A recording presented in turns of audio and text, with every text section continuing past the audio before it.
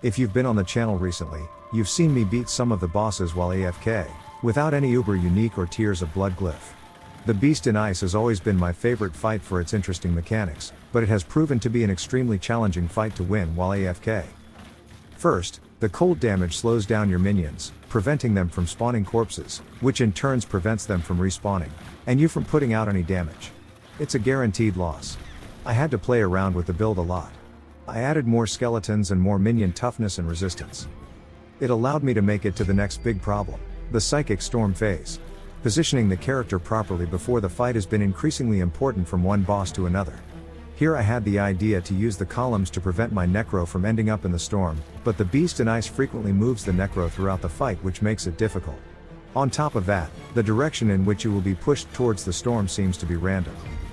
So ultimately, you have no control over ending up in the Psychic Storm or not.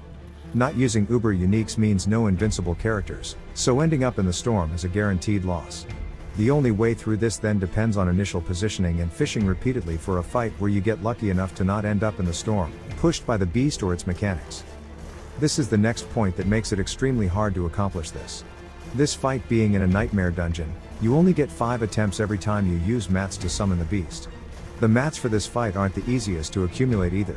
Another point that makes the fight extremely difficult is that the Beast in Ice has mechanics that makes it invulnerable for short periods of time, which give time to the blighted corpse explosion puddles to dissipate, and the minions have to start spawning the first few corpses all over again. To win this fight, I think I would need to put out a lot more damage, be invincible with Thorn, or be unbelievably lucky and tanky. I already decided to not use a Melted Heart of Selig or a Tears of Blood glyph, so I don't have many options left. Here I was lucky enough to get pushed into another column and stay there for a while, making it to the next phase that was the end of me.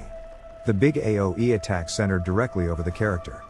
By the end of it, any hit would have killed me, and I needed another 10 seconds to spawn a shield. It was over for me. I hope you enjoyed the fight. Give this AFK fight a try and let me know in the comments if you find a solution. See you around in Sanctuary.